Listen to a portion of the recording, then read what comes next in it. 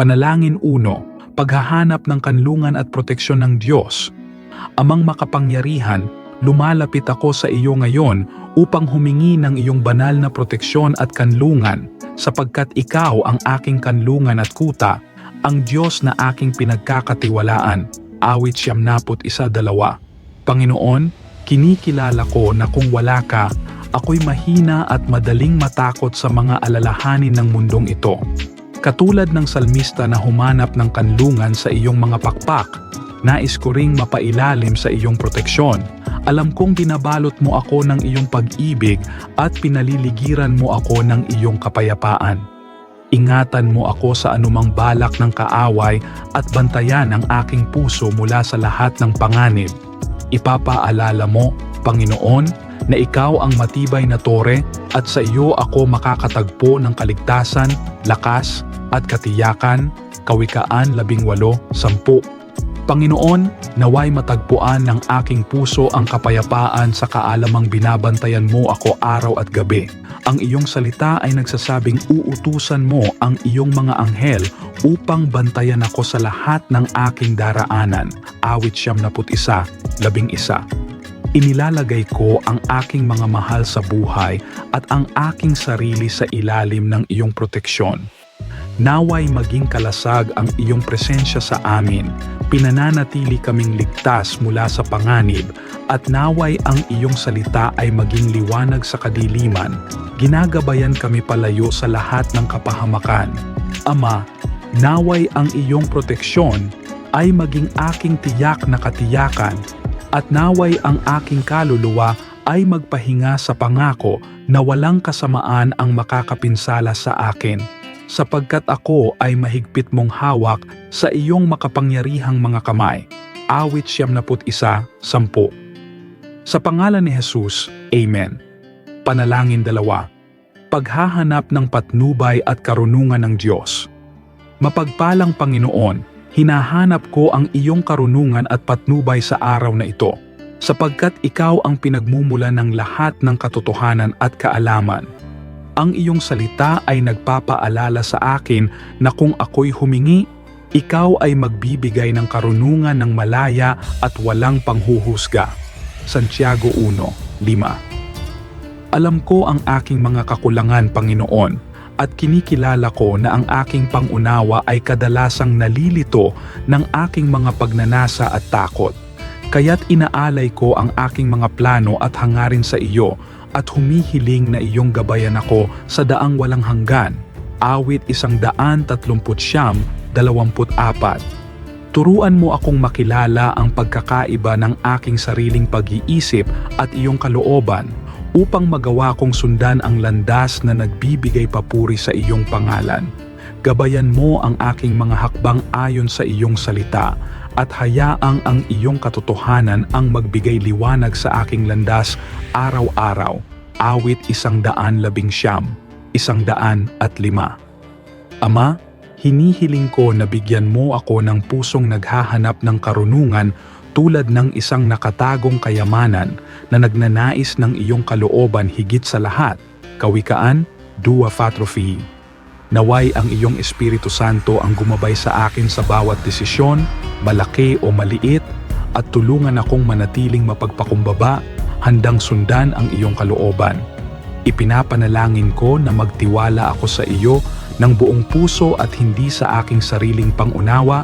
Kinikilala ka sa lahat ng aking mga daan upang maituwid mo ang aking landas. Kawikaan 3:5-6. Panginoon, tulungan mo akong mamuhay ng may kumpiyansa na galing sa kaalamang ikaw ang gumagabay sa akin.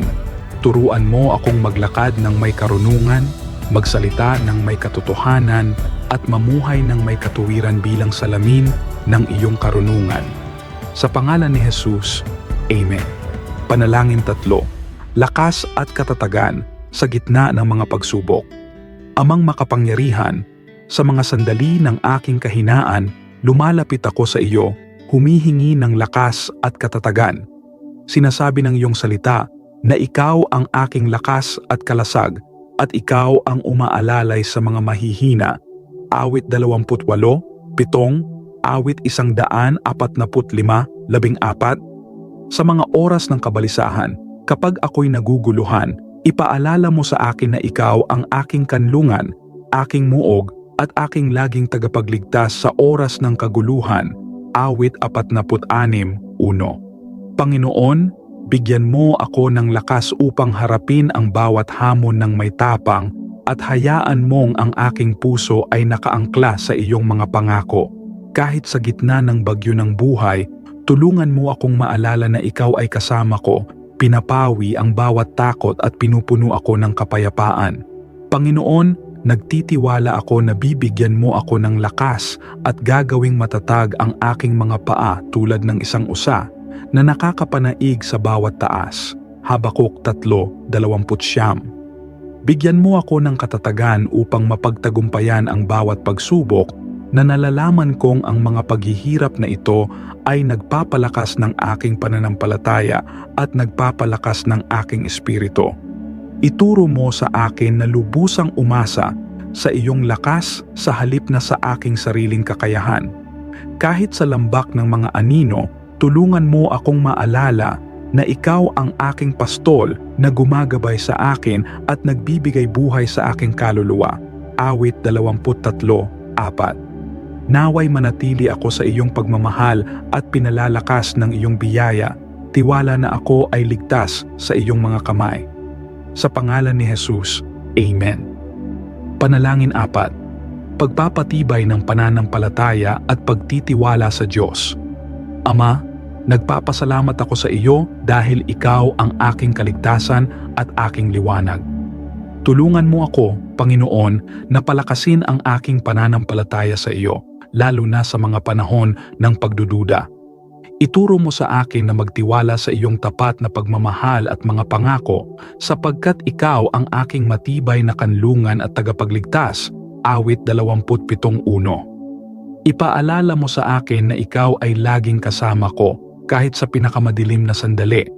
Panginoon, sa bawat sitwasyon, palakasin mo ang aking pananampalataya upang mabuhay akong may kumpiyansa na alam kong ikaw ang gumagabay sa bawat hakbang ko. Panginoon, isinusuko ko ang aking mga takot, pag-aalinlangan at pangamba sa iyo.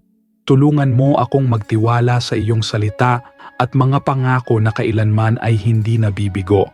Habang hinahanap ko ang buong pagtitiwala sa iyo, tulungan mo akong bitawan ang aking sariling pagkaunawa at lubusang umasa sa iyong karunungan. Kawikaan 3:5-6. Ama, hayaang maghari ang iyong kapayapaan sa aking puso at palakasin mo ang aking pananampalataya araw-araw na alam kong ikaw ay matapat. Sa pangalan ni Jesus, Amen. Panalangin 5. Pagsusuko ng takot at pagtanggap ng kapayapaan ng Diyos. Panginoon, ikaw ang aking pastol at wala akong kakulangan. Awit 23:1. Lumalapit ako sa iyo dala ang aking mga takot at pangamba. Humihiling ng iyong kapayapaan na hindi kayang ipaliwanag ng sinuman. Sinasabi ng iyong salita, huwag kang matakot sapagkat ako'y kasama mo. Isayas 41:10. Pawiin mo ang kabalisahan ng aking puso, Panginoon, at tulungan mo akong magpahinga sa katiyakan ng iyong presensya. Palitan mo ang bawat takot ng kapayapaan ni Kristo na nagbabantay sa aking puso at isipan. Tulungan mo akong ipasa sa iyo ang lahat ng aking alalahanin sapagkat alam kong mahal mo ako. Unang Pedro 5:7.